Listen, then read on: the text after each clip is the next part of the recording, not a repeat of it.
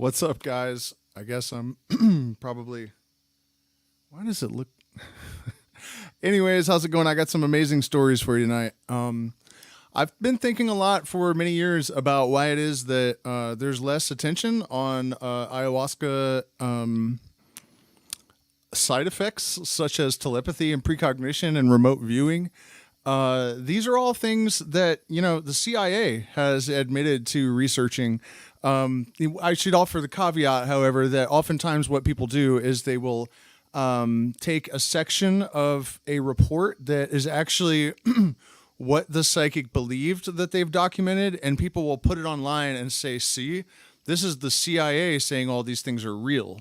And it's not that. But there have been some legitimate uses, even by the government, of psychics, by police departments and stuff. And actually, interestingly, the best proof of these sort of parapsychological phenomena, the most rigorously documented, actually occurred during ayahuasca research in the early 1960s and beyond. And this is a subject I've tackled a few times on this channel, but one of the, I guess, assets of having been doing this and studying this stuff for so long is that I always forget about stories, and there's always some leftover tales lying around. And also there have been some new things that have happened just in the last couple of years that are pretty convincing.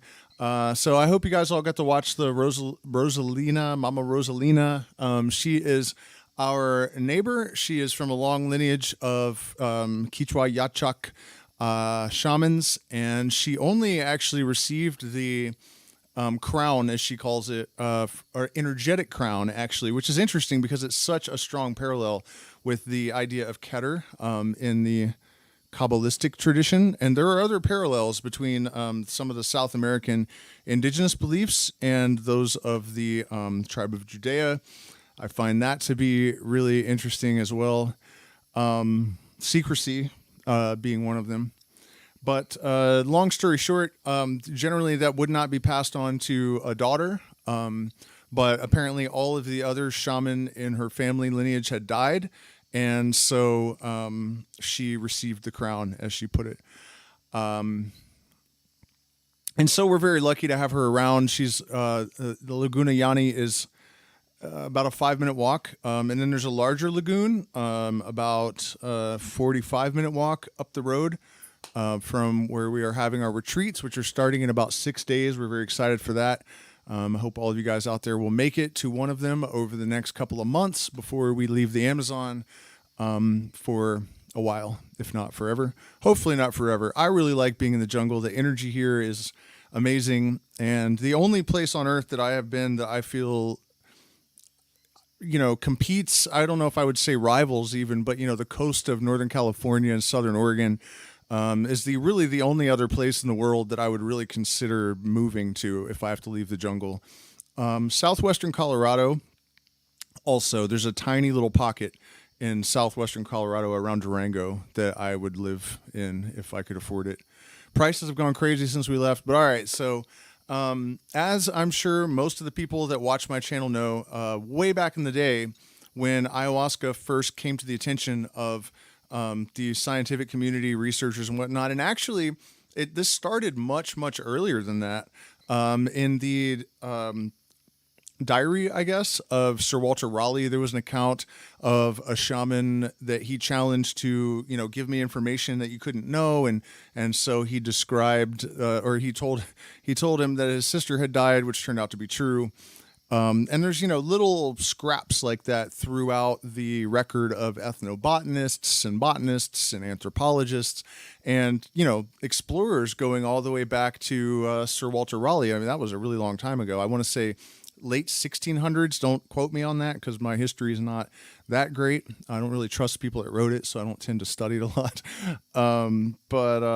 Yeah, there's just tons of these accounts. And so that all kind of accumulated. And the early researchers referred to what we now call tetrahydroharmaline and harmala, harmaline, the harmalas, the MAO inhibitors as their function in the drink. It's not their only function. They do actually change your consciousness on their own. But it is more like, as Mama Rosalina, really surprisingly, I was really shocked to hear her say this, because she's very traditional. Obviously she wears modern clothes and stuff, but she's one of the only people that I've ever heard speak Quechua with a thick Quechua accent. In fact, the interview is a little bit shorter than I would have liked, because so much of the communication was it just didn't make sense.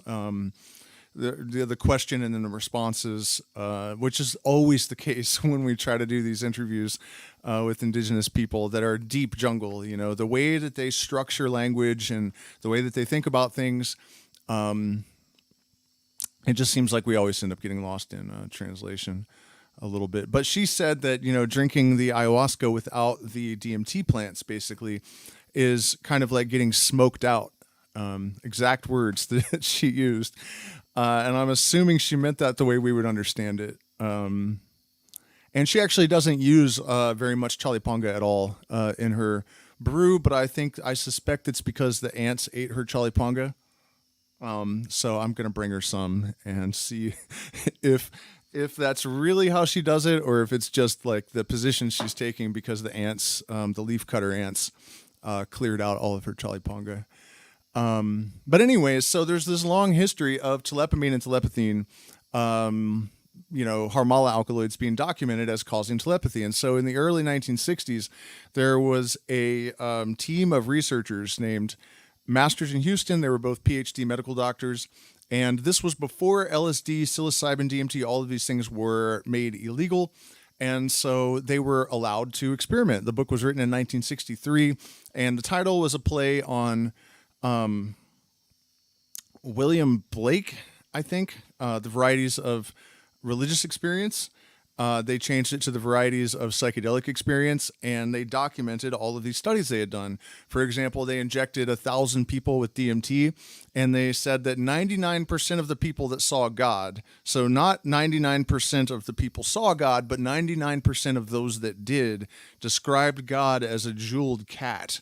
And there was all sorts of just really weird and interesting stuff that either is reminiscent of, this stuff actually being true objectively, or that there are these archetypes that express in visible form when we take large doses of drugs like dimethyltryptamine.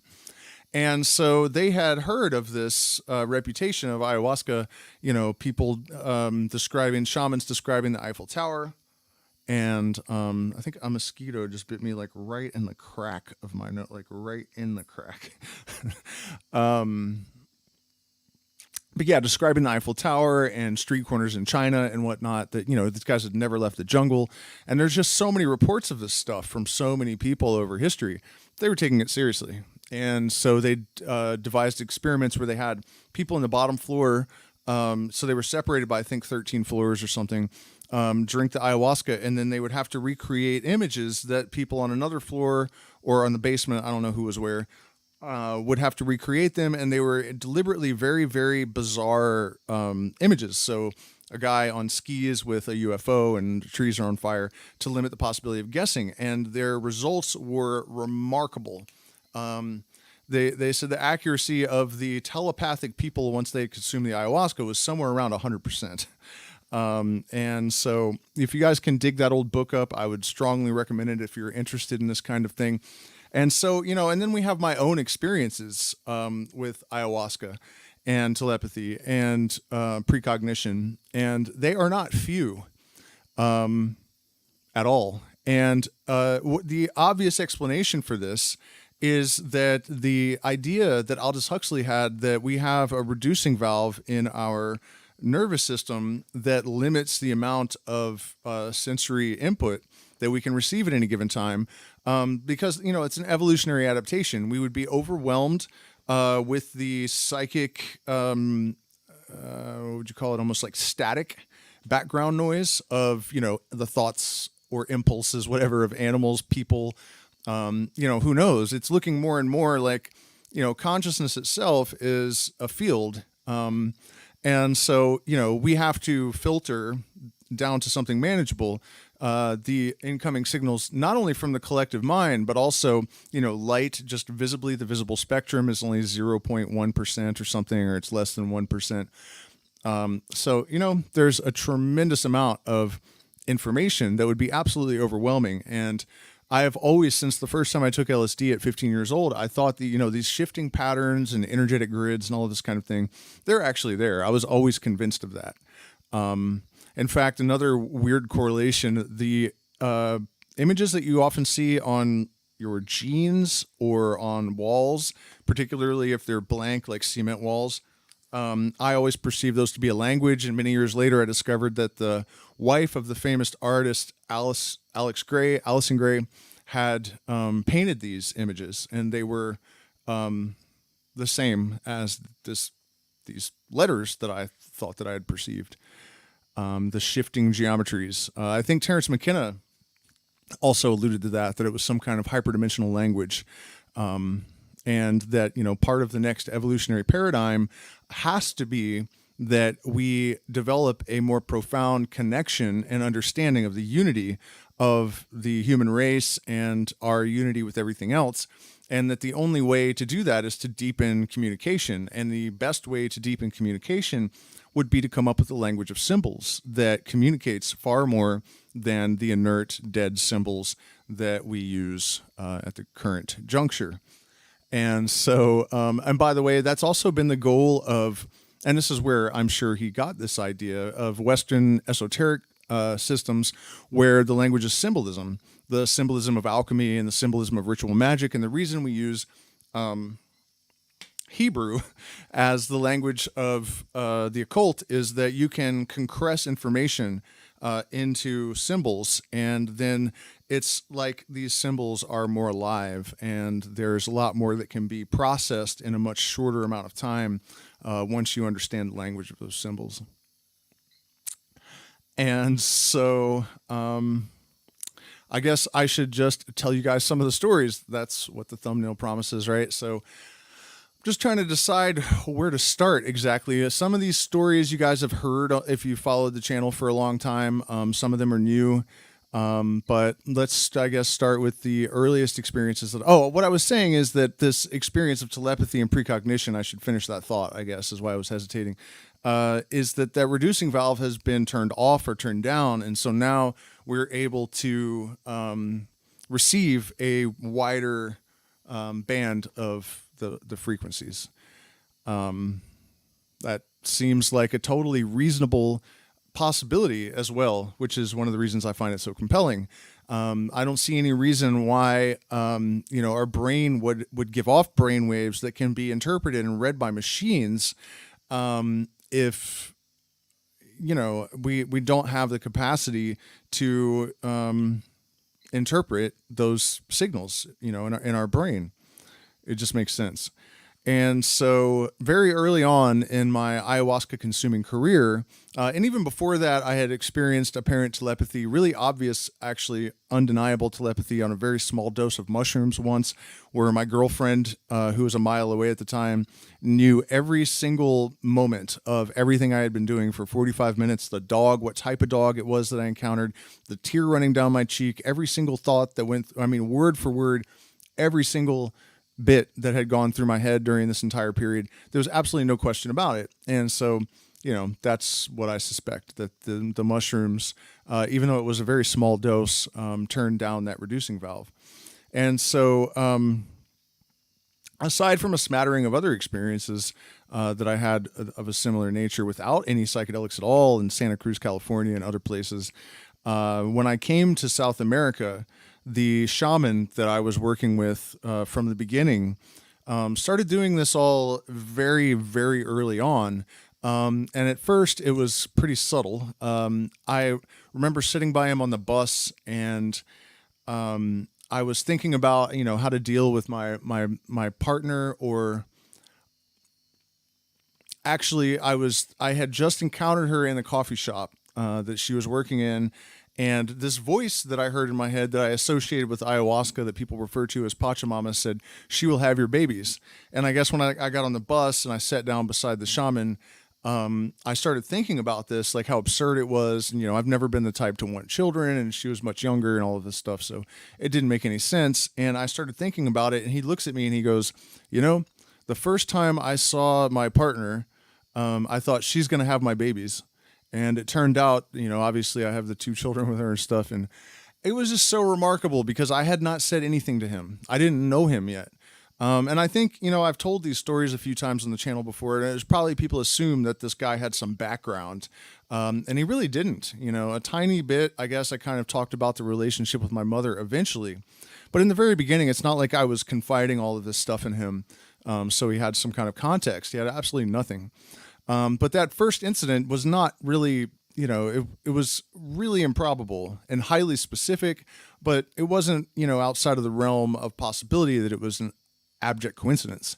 Eventually, what I came to decide about this is that after consuming ayahuasca over a longer period of time, other psychedelics have this effect as well. Your consciousness is expanded, for one thing, so you can actually handle the enhanced processing power. You're getting more information, but you are better able to navigate that. That's basically the idea of evolving our consciousness, that, we have the capacity to do it in the first place, and then also the ability to make investitures of these gains and actually do something with them. And so, through the course of these ceremonies with this guy, it just kept happening. We went out to the jungle for the first time. It was my first time in the Amazon, and the Shuar have a very difficult way of preparing for ayahuasca that involves exhausting you completely and fasting. And so for the tribal initiation, it would actually be a lot worse than this. But they took us around through the jungle, which, if you guys have never been here, just know that it's not like traipsing around. The mud is like 1.5 feet thick because it rains all the time, and it's really grueling. And so we walked around for hours and hours and hours, and then I realized later he pretended to get lost as an excuse to continue to walk us around because we were very close to the house where the ceremony was taking place. And so eventually we ended up, back at the house, and then you drink the ayahuasca and then go to sleep for a few hours, and then you're awake again, a little bit of water, no food still, sip of ayahuasca, and then back out into the jungle to these waterfalls. And there were a number of really remarkable apparent coincidences that occurred during this 3-day event. And I think the first one was that I was sitting on the wall with my eyes closed, and I didn't know that the shaman had come and sat beside me. And again, I was thinking about my partner, what do I do about this girl? And I hadn't told him her name or anything, but I guess he figured out that she was German somehow, because I hear her from beside me as I'm thinking I should invite her to tea or something, because it's less of a, it's not as confrontational or not as serious as dinner. And he says, the German girl, invite her to tea, but by the river. As I'm in the middle of this thought, like that's exactly what I was thinking.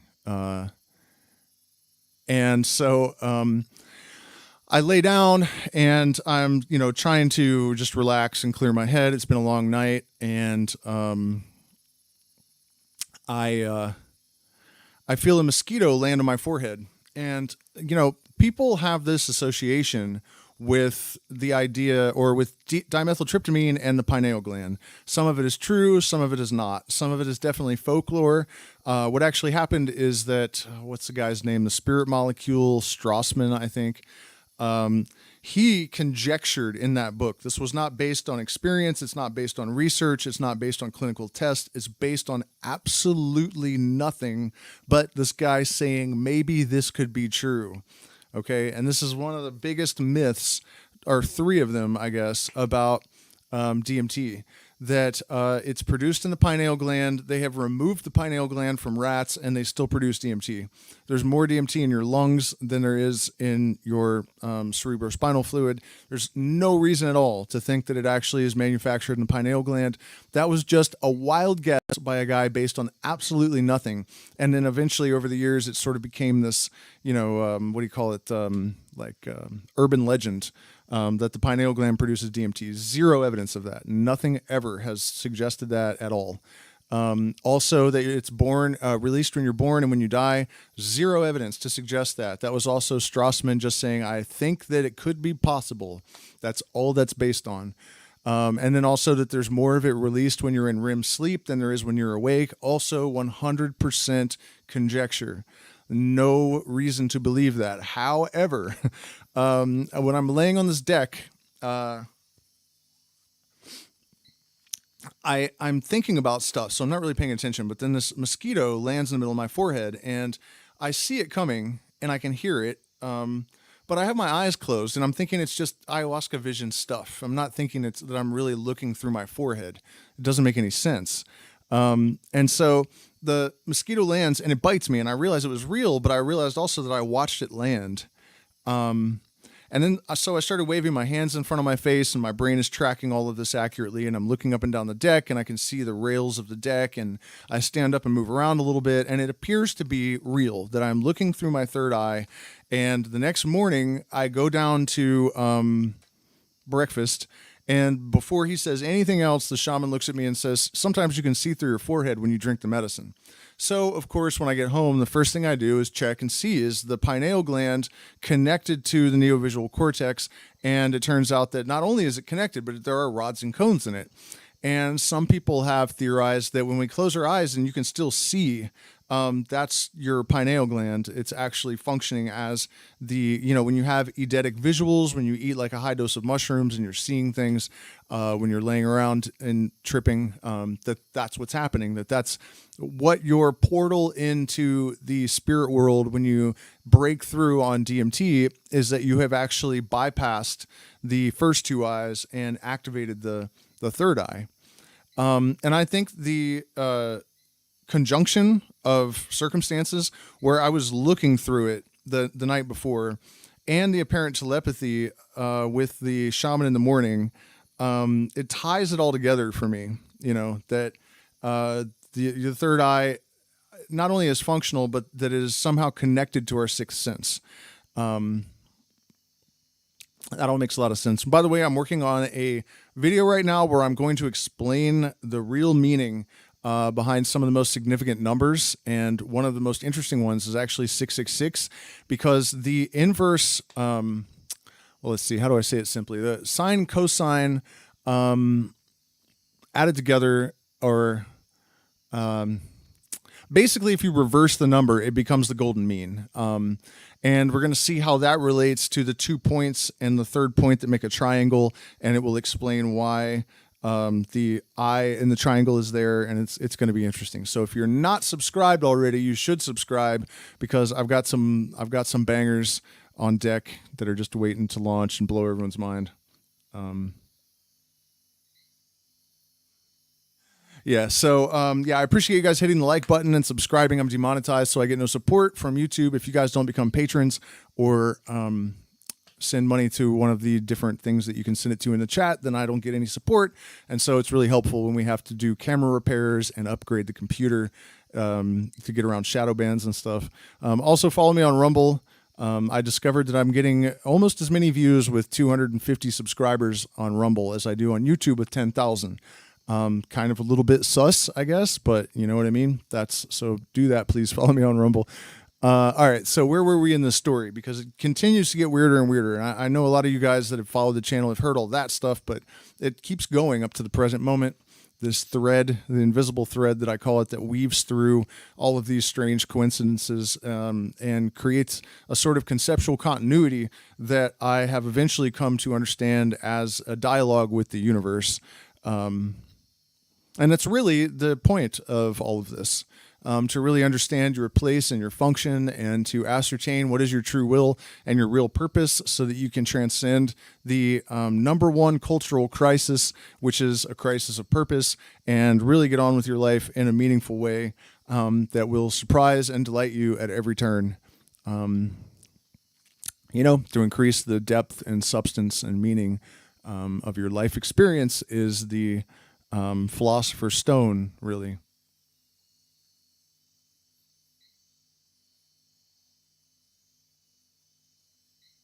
So, where are we at with this? So, for those of you that may not know, the ayahuasca voice, I guess I didn't even repeat that part of the story, but I walked into this coffee shop, saw my girlfriend for the first time, or my current partner who does have my son. And the voice said, she will have your babies. And I laughed it off. And then I'm thinking about it. The shaman says this about his partner when he saw her the first time, like while I'm thinking about it. Then he picks up on the thought of, what should I do about it? And says what I'm thinking, but then adds something, right? So it turns out that, of course, she did end up having my child. And unfortunately, that wasn't the last time that this would occur with this particular shaman. But it's not the best circumstances the next time that it happened. I believe it was this same trip. As I was leaving, he stopped me and he said, when you get back to the farm, because I was in Ecuador to visit my mother, who I've never had a good relationship with. I hadn't spoken with her in 8 years at this time that I came to visit. And I think she knew that she was going to commit suicide. So she contacted me, or I don't even know how we got in touch again, because, I hadn't spoken to her in 8 years. I was a Northern California outlaw. I'd probably been through, 3 cell phones a month or something. I don't know how it happened, but, I had no social media at that time or anything. So I honestly can't remember, but we got back in touch somehow and I came to visit. And so when I got back from the jungle, actually, he said, when you get back to the farm, go straight to the yurt. Do not interact with your mother. Say everything that you need to say to her to the smoke, light some incense and say all of this stuff to the smoke. But just avoid interacting with her when you get back there. He had no reason to say that. He didn't really know anything. I mean, not that was obvious. So I got home and it turned out that my stepfather and my mom had taken acid, and my mom was convinced that it wasn't really acid because she felt weird. And honestly, I got to know the guy that provided it to them a little bit later, and I wouldn't trust anything that he has. So she could have been right. I have no idea. But we ended up getting in an absolutely terrible argument because she had narcissistic personality disorder. And I was just kind of starting to understand that, because speaking of the universal mind, right before I left to come to Ecuador, the last relationship that I was in was with a girl that turned out to have the same exact set of psychological aberrations that my mother did. And so that's how I learned. I hadn't interacted with her as an adult, but then I was with this girl, and it took me a long time to really understand, because NPD, narcissistic personality disorder, it can be really subtle and confusing, and they're just such relentless liars that I think it's just, you just can't imagine that it is what you think it is or something, usually for way too long, until it's way too late. This girl actually still to this day is stalking me to some extent. She'll show up in my socials and attack me from time to time, and has actually done pretty significant damage. Like, she'll watch and see who she thinks might be a business associate so she can hurt me financially.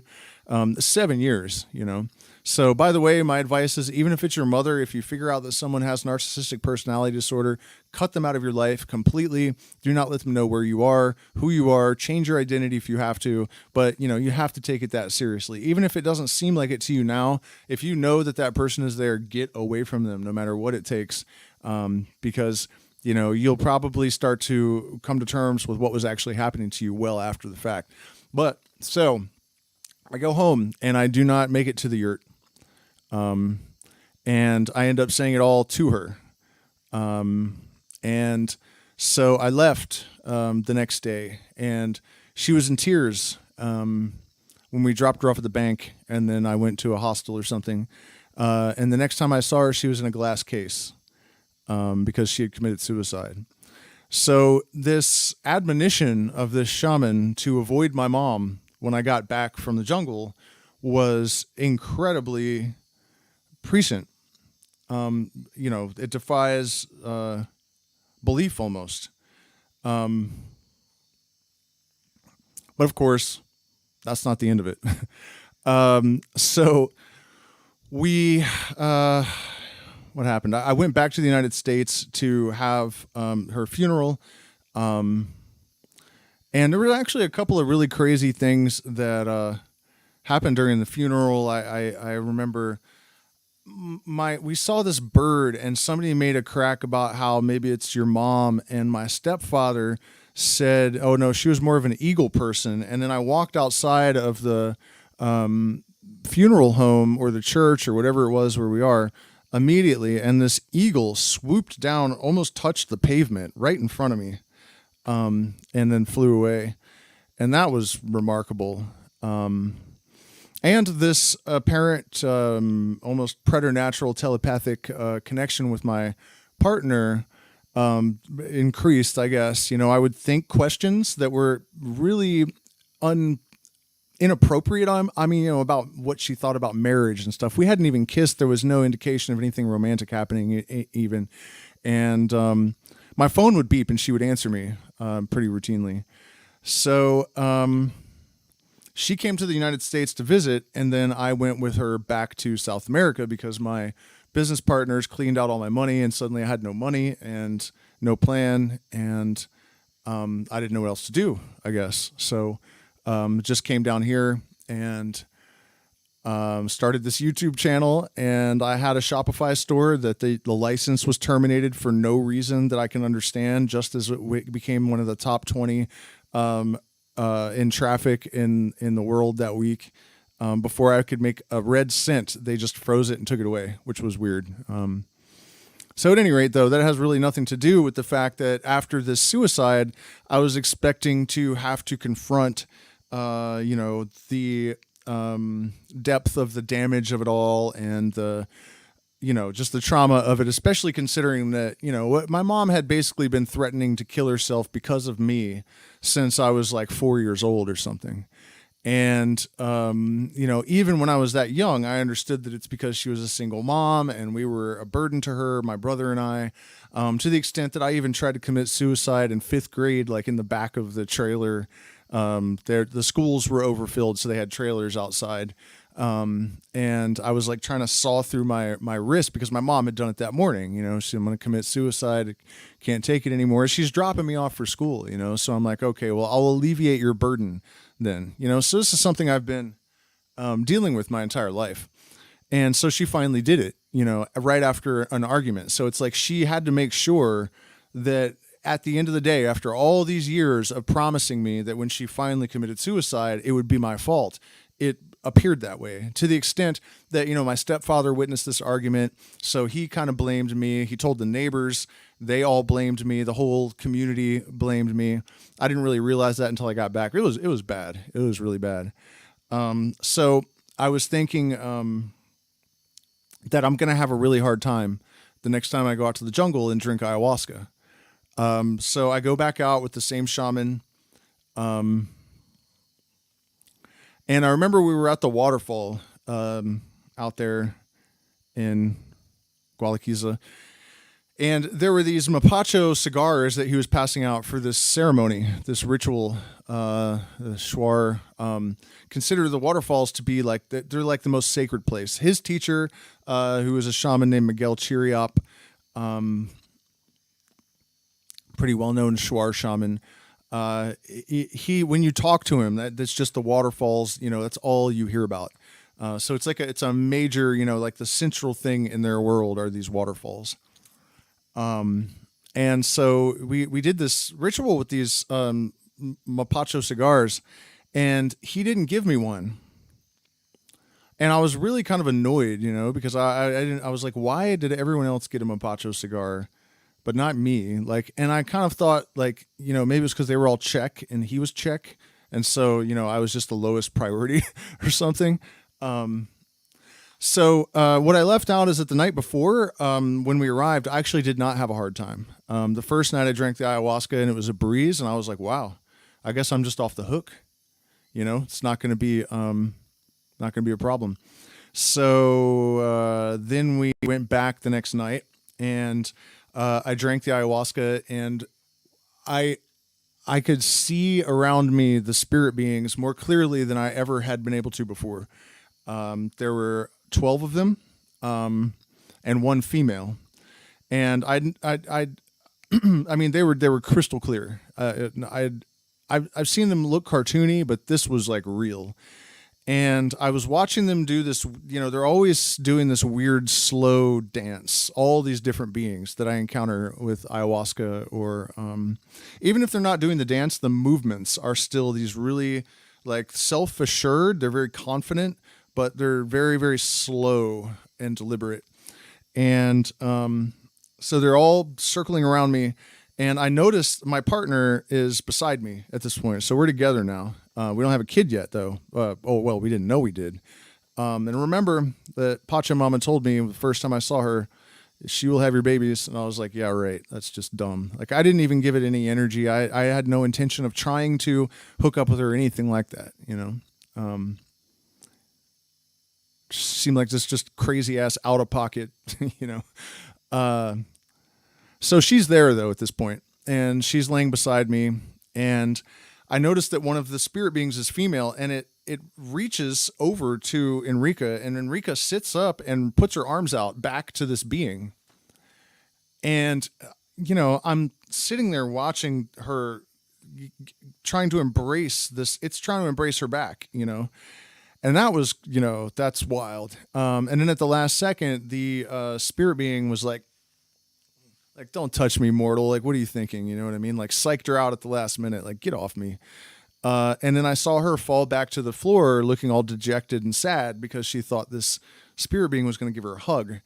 And then before I could even really, shake that off, my mom comes. Oh, well, I guess first all the spirit beings, like, they grew horns and they all turned demonic, and there were flames, like blue flames and red flames all blowing up around me. And I mean, it was just like this wasteland of absolute hell. And I remember thinking, well, I guess I'm about to find out what a bad ayahuasca trip is like.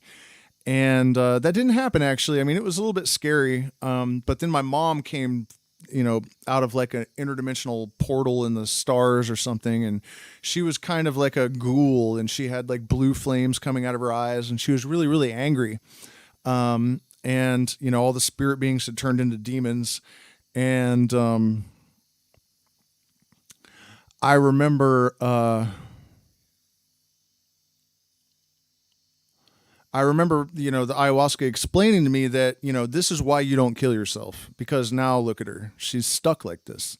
And it's actually much more difficult to pull yourself back together once you're on this hyperdimensional spirit plane of pure energy. You don't have the coherence that you have in your consciousness when you're in a physical body. That's why we're in physical bodies, because the magnetite in our brain gives coherence to the electromagnetic field. That's like, it's consciousness, but it's not coherent.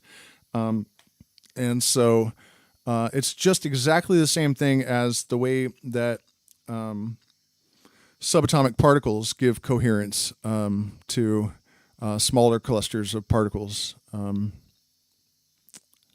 any rate, so I'm kind of like saddled with this new information. Like, okay, well, so you're saying she's not at peace, actually. Like, that was the one bit of comfort that I had. Like, well, so she's at peace.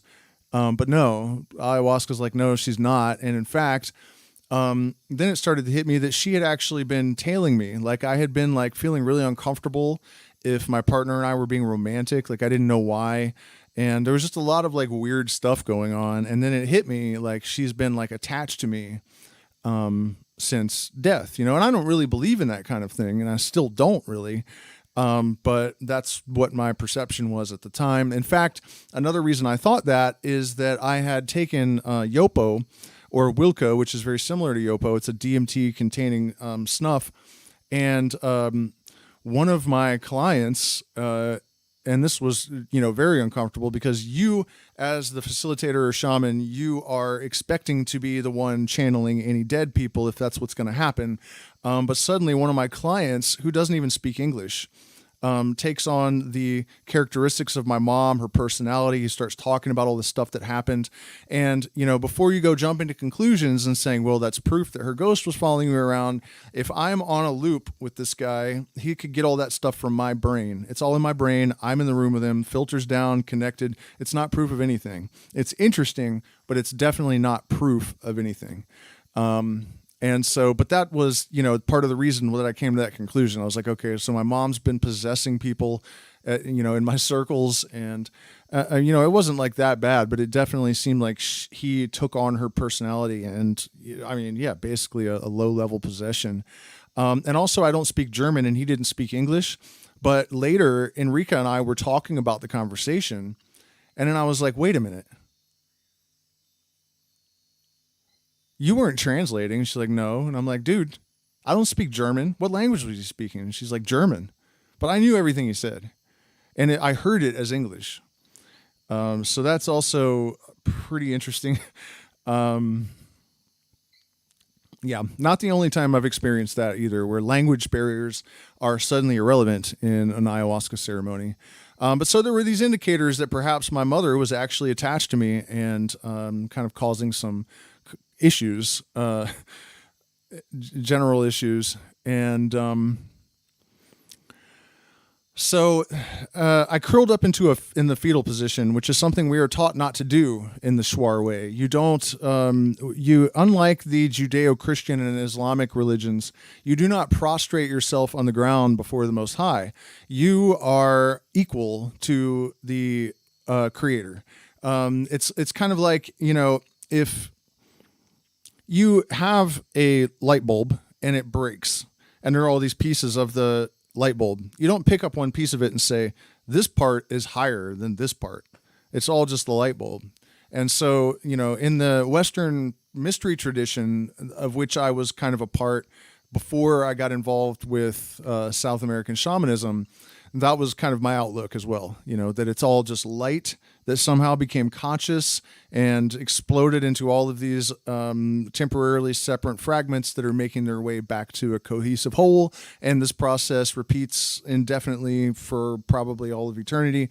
And that's it. That's what's happening. It's light that's aware and it makes stuff, and then that stuff goes away and it makes other things, and that's all that's ever happening. And so, you don't prostrate yourself on the ground before the Most High. You do not bring an impure offering to the altar of the Most High, as Aleister Crowley once said. But in the Shuar tradition, you're supposed to sit up. And you definitely, even if you need to lay down, that's okay. Lay on your back. Don't cross your legs. Don't cross your arms.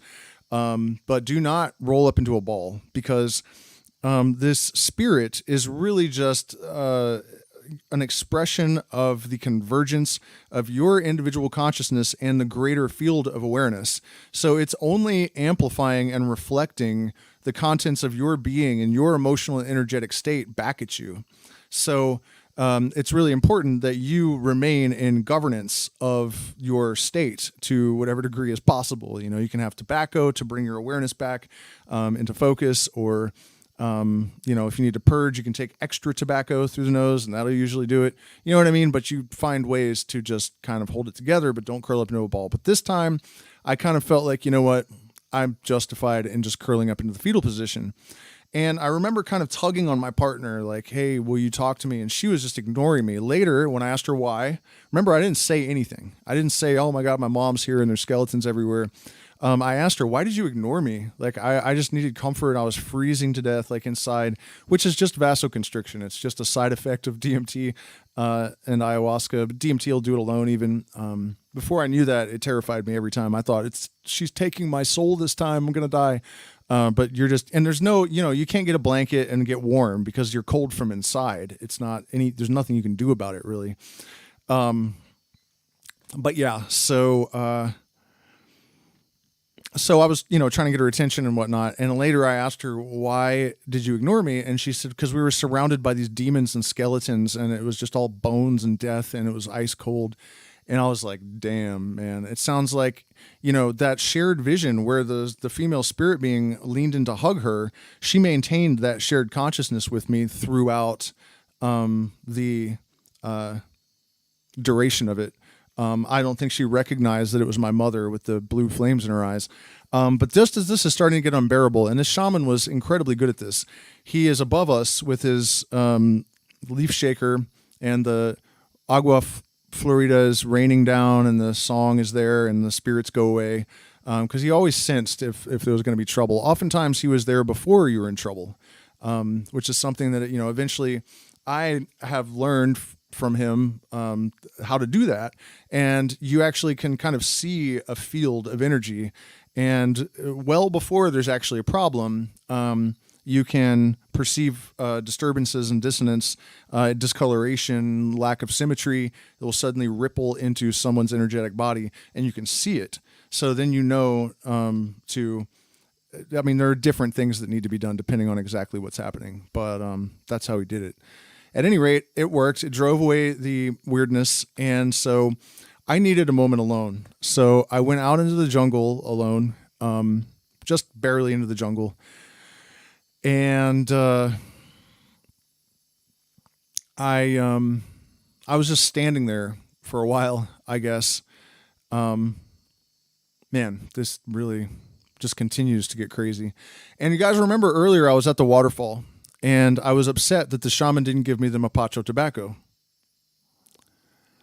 He gave it to everyone else, and I thought he just didn't have enough for me, and I wasn't Czech. So, racist.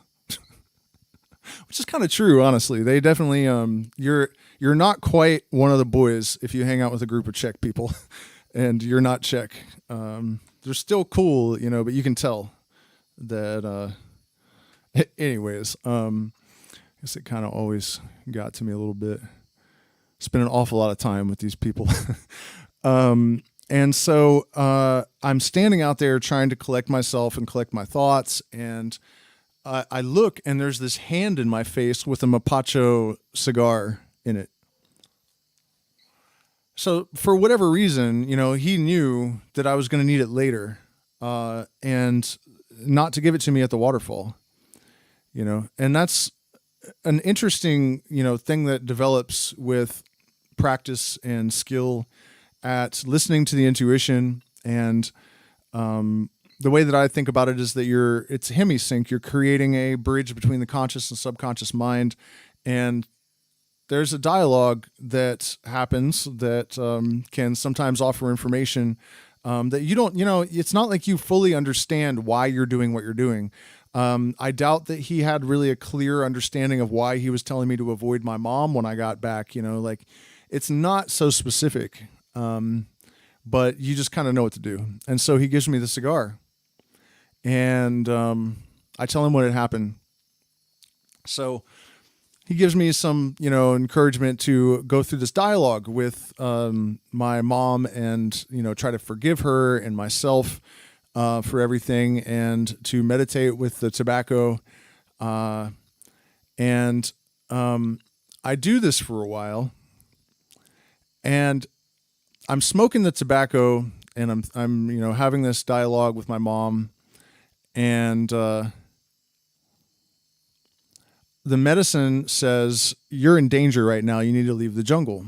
And I didn't take it seriously at first. I just didn't feel threatened. And I was like, no, I don't care.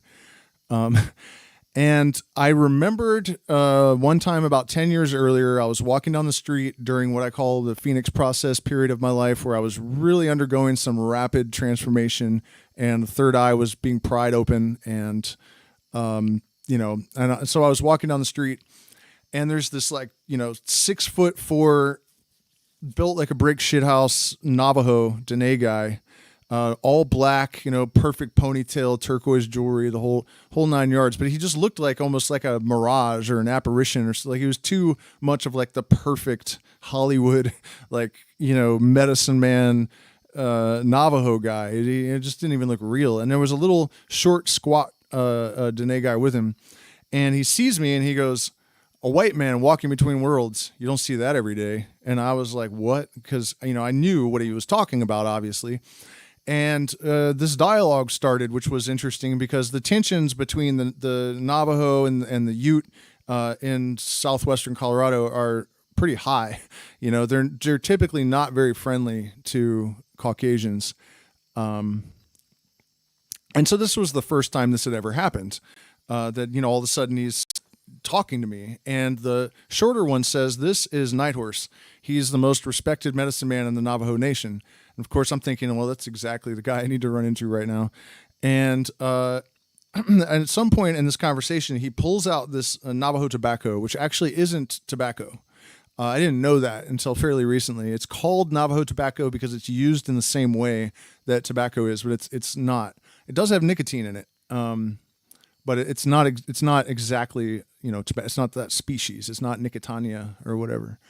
And so he rolls it up and he smokes it all the way down to ash, so that when he removes his fingers, there's like nothing there. And I'm like blown away because that hurt. That would hurt. Like, it's harsh. It's incredibly harsh. And then he has all this smoke in his lungs and he blows a whole cloud in each of the 4 directions. And the smaller one pipes in again and he says, "What he just showed you was extremely important." I don't know if he actually said, it's not really common that we tell white people this stuff, or if that was just what went through my head. But I ended up laying in a parking lot with Nighthorse and talking all night. And someday I'll make a video about some of that stuff. Although he did tell me that I should not talk about some of it, and I will honor that promise, and take some of these Navajo secrets with me to my grave. My apologies for that, but word is your word. And so the Mapacho tobacco, right? I have it. And I do that, not quite like him, but I take a deep inhalation and blow it in each of the 4 directions. And when I got to the 4th direction, I blew the smoke out, and the tree right in front of me exploded into like 10,000 pieces. And there's this hulking fucking shape running away out into the field. And the medicine was almost completely over by now. So I realized that the warning from the ayahuasca was true. If an animal sneaks up on you, it's because it intends to try to kill you. They don't do that for fun. You know what I mean? It was either a spectacled bear. It probably wasn't a jaguar, although it's not out of the question. I think it was a spectacled bear because of the way the tree exploded when it hit it. I've only seen that happen once before in my life. I was driving in Northern California. I almost hit a black bear, and it turned and it went through this tree, and just like that, the tree just exploded. So that bear, I think, was creeping up behind me, and that 4th exhalation of that tobacco smoke cleared the energy, and the bear just was gone. And so I took a few minutes to get a hold of myself after that little bit of debacle, and I start walking back to the house, and I'm almost there, and I hear Pachamama in my head again. And she says, "I have something to tell you." And I said, "Okay." And she said, "Your mother didn't fly into the stars. She went into Enrica's uterus, into her belly." And I was like, "What?" She's like, "Yeah, and that's always how it is. As above, so below. It's like you can think of like the nucleus of an atom, and then there's like protons and neutrons and whatever spinning around it, right? And it's like the same little cluster. And it's like that for souls as well. It's like they're just on different scales. So it's always the same. People identify with like their soul family or twin flame, which is one of the few like new agey ideas that I actually believe is probably true, partly because what ayahuasca revealed to me. And the confirmations I've gotten afterwards about that. Eventually I'll make a video about it. I saw the process of creation in an ayahuasca vision, and I saw why that happens. And it totally makes sense. Actually, we can go into it a little bit right now. There's, the first nothingness divided into two, and now we have duality. We have male and female, and we have hot and cold, God and devil, whatever, however you want to think about it. And then every human soul is a reflection of that original process. So your original one divided into two, and so twin flame in the other half. So somewhere the other part of your atomic nuclei is out there in the universe somewhere. And I've never looked up twin flame. I don't know if that's what it's supposed to mean. I had that vision, and I was like, well, that must be what twin flames are. I've never Googled and read what it is. So if that's what it is, and then I guess it must be real, because I have not read that anywhere. Just ayahuasca. And so where are we in this tale? So 10 days later, we found out that Enrica was pregnant. So we had no reason to think that. We had no, there was. And so Nagual was born, 9 months later, and he is a boy. But that was explained to me as well, that, it's not that sex is not permanent necessarily, that it may serve the purposes of the universe, that, my mother was severely sexually abused. And so healing the masculine, perception of the masculine, incarnating as a boy was the solution to that. And so it's also like this karmic thing where, whatever stuff happened between me and her, and now it can get worked out on some other level. And,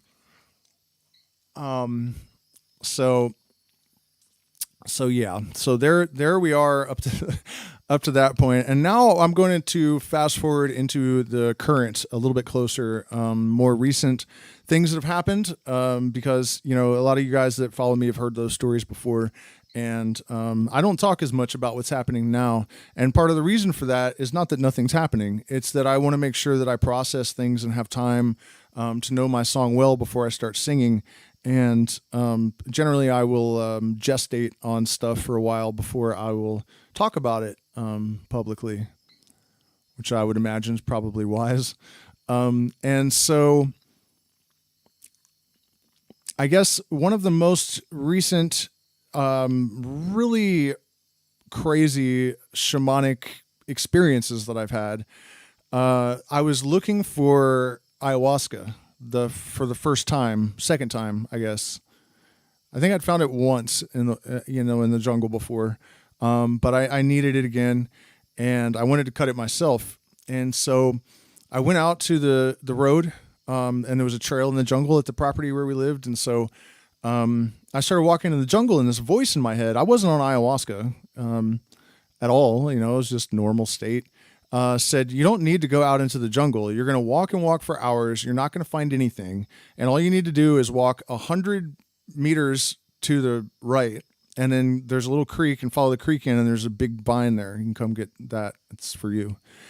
And I was like, whatever, thinking I'm just thinking stuff. And why should I, of course there's ayahuasca in the jungle. There's always ayahuasca in the jungle. That's another rumor. It's disappearing around Iquitos, so it's becoming more difficult to find there. But there are, 1 million people that have been there in the last 10 years, more maybe, to drink ayahuasca. Of course they're running out around Iquitos.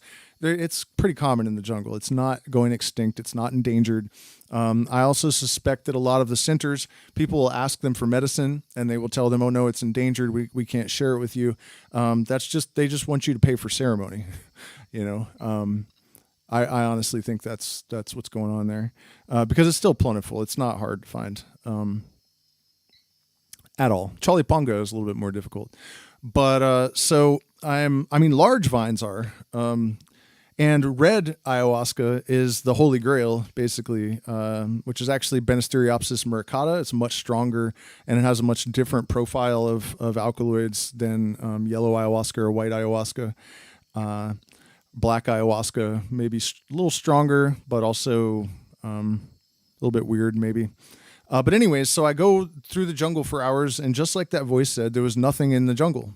So I go back out to the road and I think, well, I should just humor this voice. And I walk down, sure enough, there's a little creek. And so I follow a little creek and there's this massive red ayahuasca vine, huge old abuela vine with, dozens of, I don't know, call them saplings, I guess. I don't know, little vines that had dropped from the canopy all around on the ground there.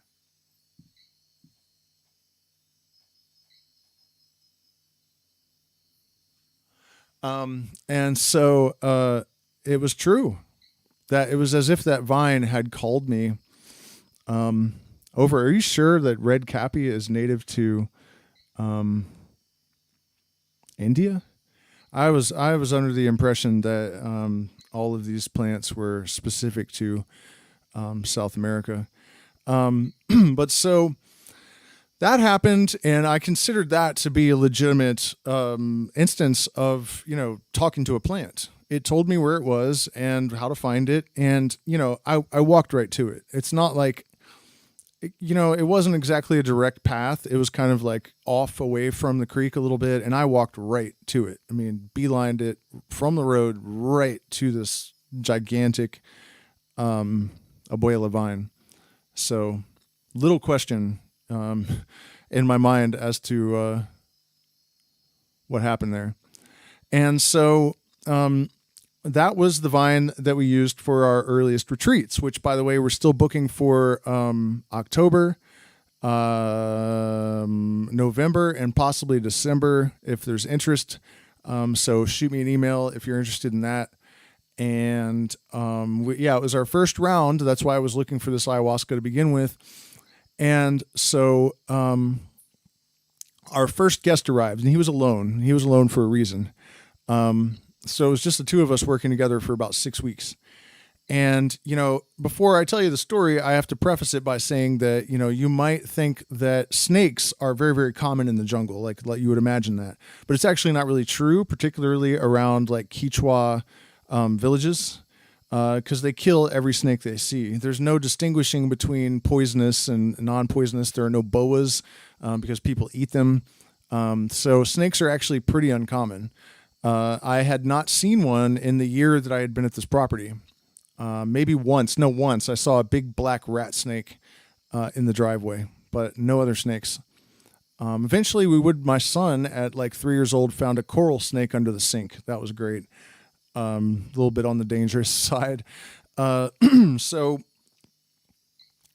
we were going to do our retreat at this property. It was right on the river, and everything seemed great. And then there started to be signs that the owner was insane and narcissist and just all sorts of terrible things, exploiting the local people and basically insisting that we exploit them as well. Saying, basically she was afraid we were going to mess up her exploitation economy. So you had better not pay them more than I do because then they're going to expect it. Those are her exact words. She says this in front of our guest, I mean, it was just horrific. So I realized we have got to get away from this woman like now. And I go out to the... And the relationship between me and this guest was pretty personal. So it's not like, wasn't totally just a guest. He was kind of, in our, he was an insider, let's say. And so we were out at ceremony a couple nights after I realized that I had a problem with this woman and that I needed to leave. And so I didn't have any money. And because, we had just gotten set up at this place and bought everything we needed, and, all this money had been spent. So we drink the medicine, and at one point it tells me, mention to your friend that you're going to see a serpent tomorrow down at the house. And that will be one of the indicators that what I'm going to tell you now is true, because I had asked, show me a way forward to a new property so that we can get out of this situation and have, good energy around us while we're doing these retreats. And so I didn't get an answer about that, but I was just told about the snake. So the next day, we're down at the house, and just as promised, the snake appears on the porch. So even though it's obviously venomous, I pick it up and I'm holding it. And my friend, that I told him, I was like, we're going to find a snake tomorrow. And that's supposed to be a sign that, I'm going to know what to do the next day. And so the next day I go to Tenna, which is the closest. Calling it a city is kind of a stretch, but I guess it's a city. And I'm walking down the street and I realize I need some agua florida, some flower water. And so I see some in this shop and I go in and there's this Quechua man and I start talking to him and he's like, yeah, well, I have this property that you can use. And that was the Talig property that we ended up at. Beautiful, crystal clear river. There were petroglyphs carved into boulders. There was no one there. So long story short, and we did end up having a problem with this property and we had to move, but these are stepping stones. It was a sequence of events that got us to where we are now. So the interesting thing here, though, is that I was told we would see a snake the next day, and that was supposed to be a sign that I was going to have to trust the next thing that happened the next day. And I met that Quechua shaman the next day who brought us out to Talag and put us in this other property, which was remarkable. There were caves. There's videos of it on the channel. We were there for a few months. We had a few guests there. It was wonderful. The quaddy, we had a pet quaddy that was there. But then the banks came and repossessed, and they didn't tell us. I was a little bit upset about that they didn't tell us they were in that much financial trouble, and they were hoping we could save them. But they should have told me that that's what I was trying to do. And but while I was there, something really, really interesting happened with one of the local shamans. And I get asked a lot by people in the community if I consider myself a shaman. I guess because I'm a white guy that works with ayahuasca, and there's awful lot of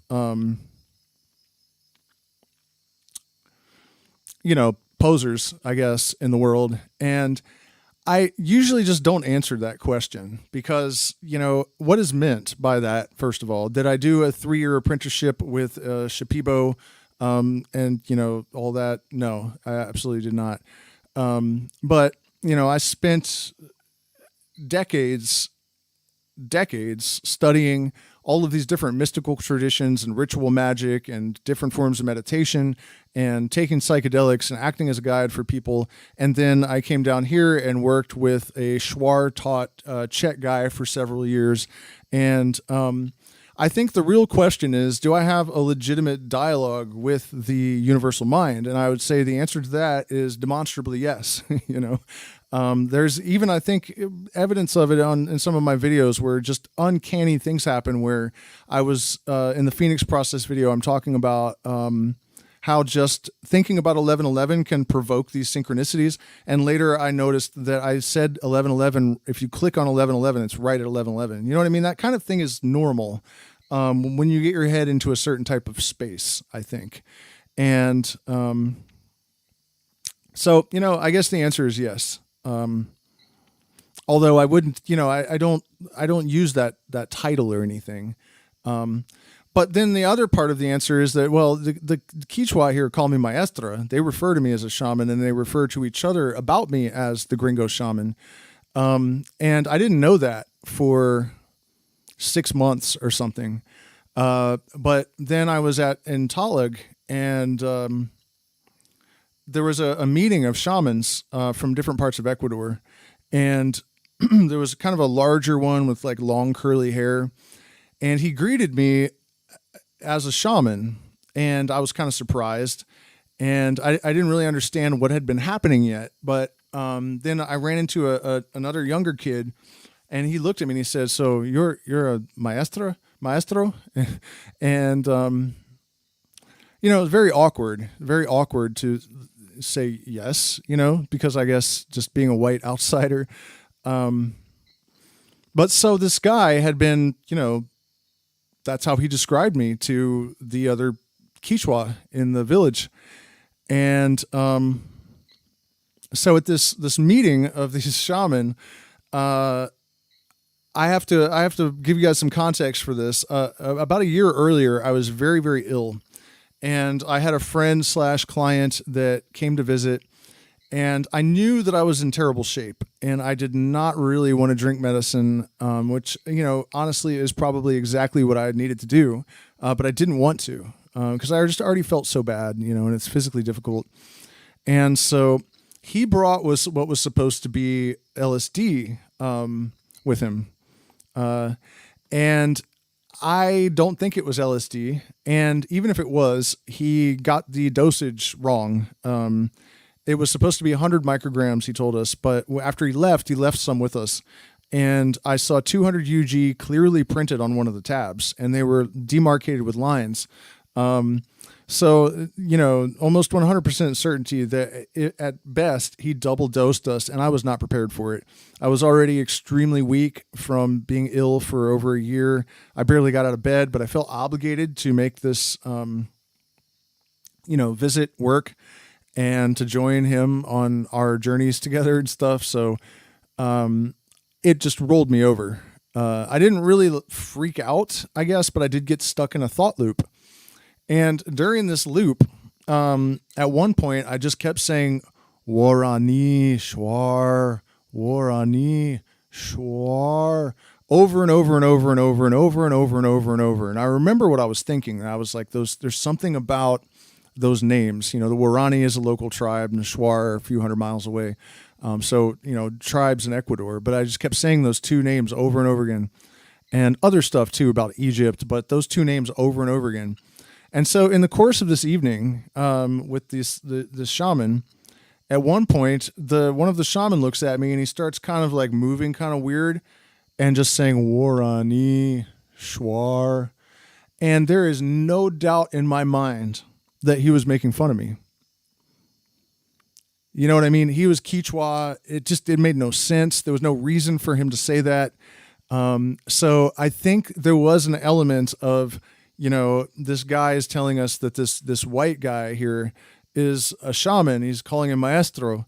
But, he was definitely mocking me a little bit. He wasn't hostile at all. It was definitely more along the lines of poking fun at me.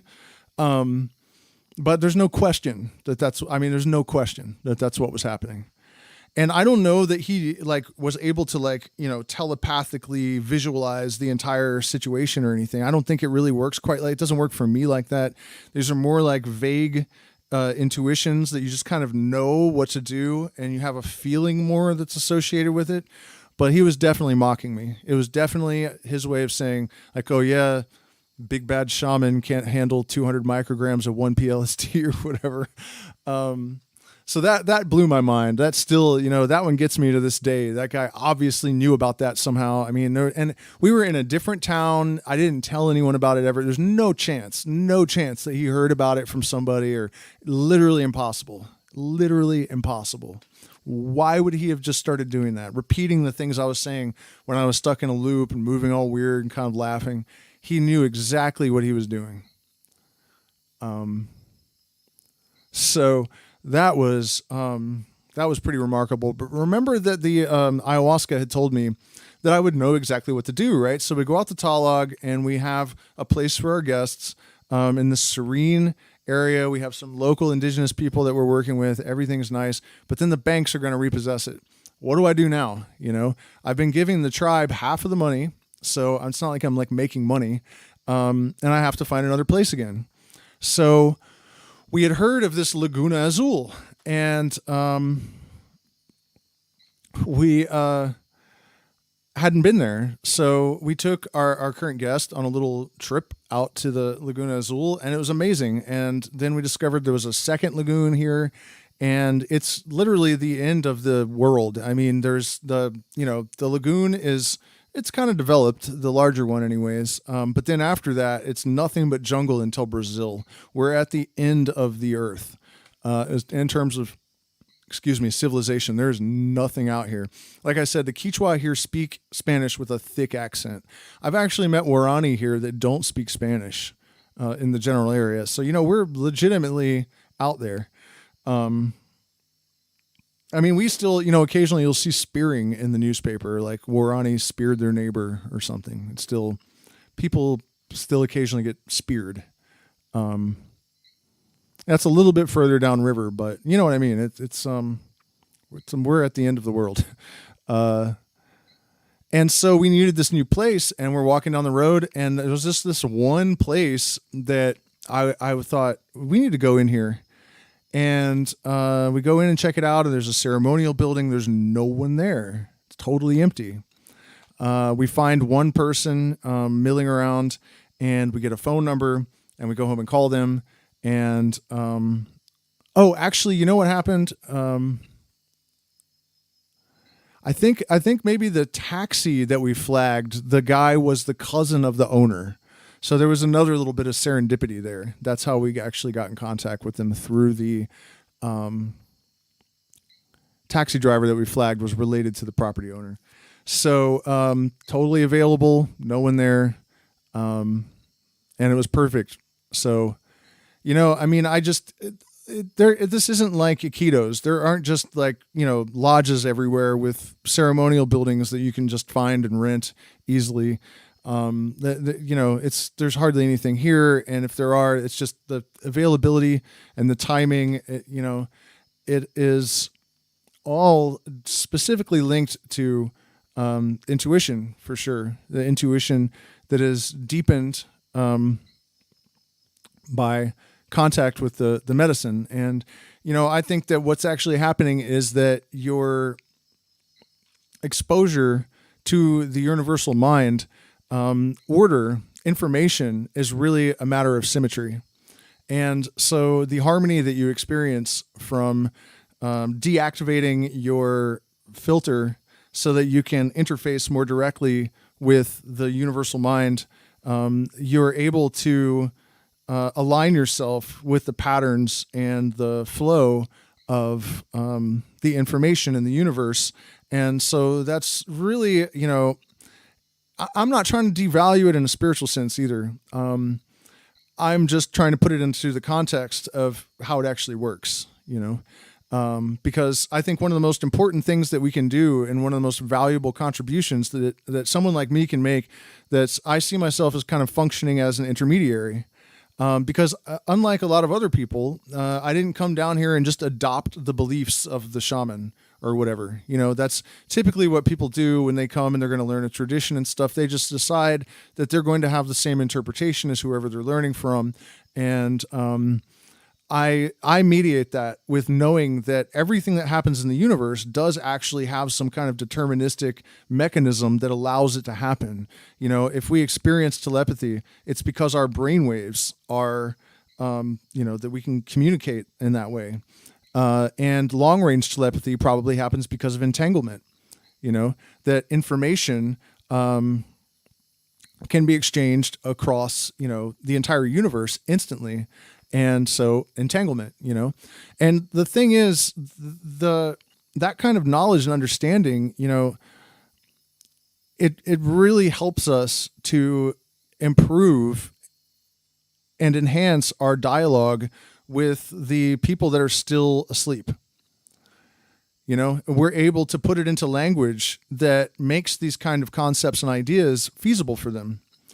And then when you accomplish that, they're more willing to open themselves up in the first place. And if they don't do that, we're probably all doomed.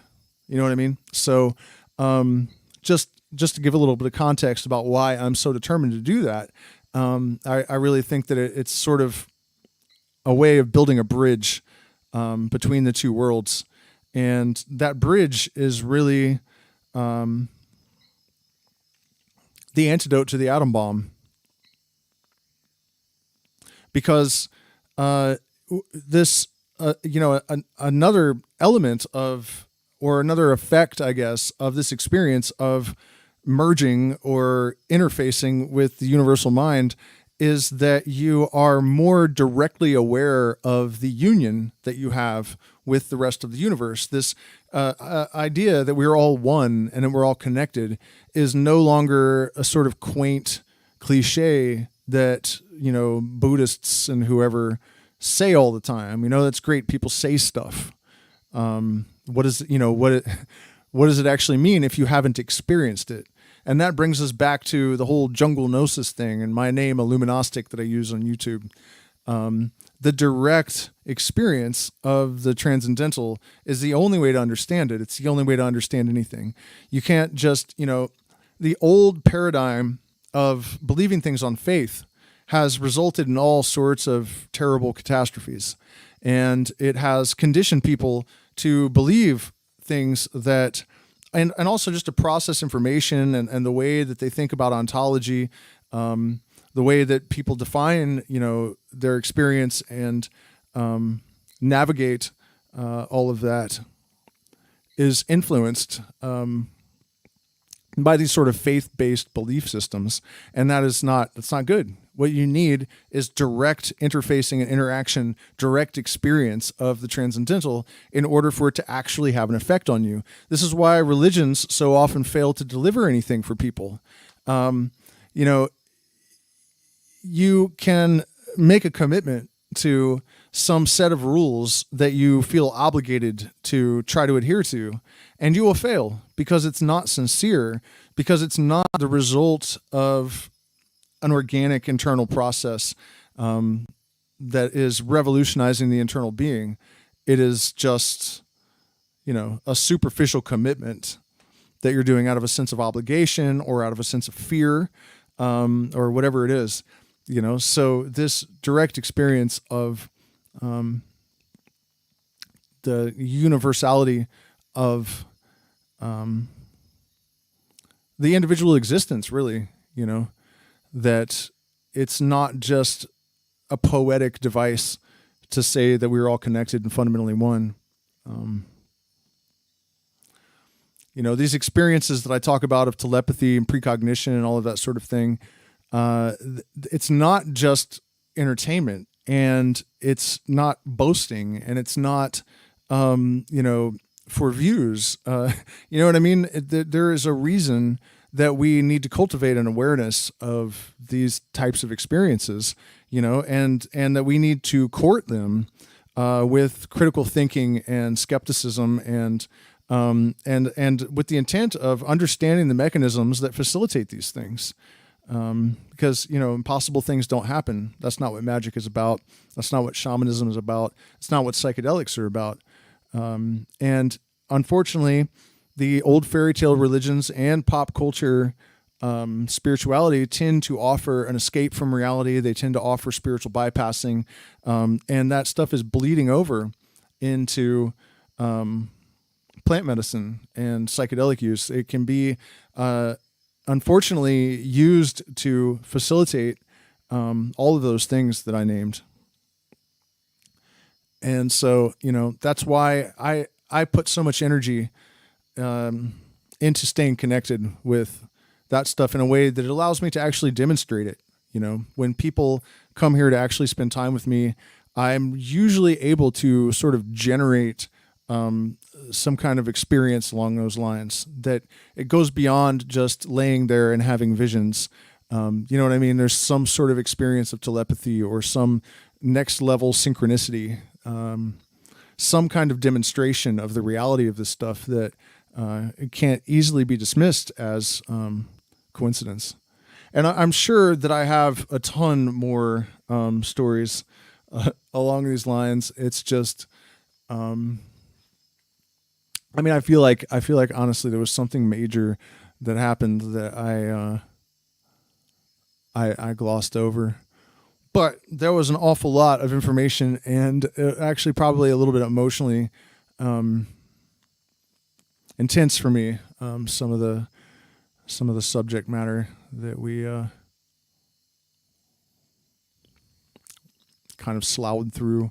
So do me a favor, you guys, hit the like button, share, subscribe, support us on Patreon, where you can join our secret streams and learn even more about all of this kind of stuff and all these other traditions that I talk about. Right now, we're going through the procession of the equinox of the gods, and then it's going to be Kabbalah and the Tree of Life and the Secrets of the Rosy Cross. So the Patreon is hopping lately with the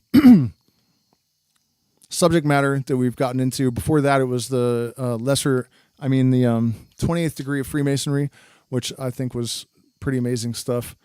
So yeah, please hit the like button, share, subscribe, support us on Patreon or one of the options in the chat. Hopefully I remembered to post it in there. I did. PayPal, Zelle, and all that stuff. And then also, if you're interested in attending the retreat in October, November, December, there's still space for all of them. And I would love to meet all of you. So everyone have a good night, and we will see you again Tuesday.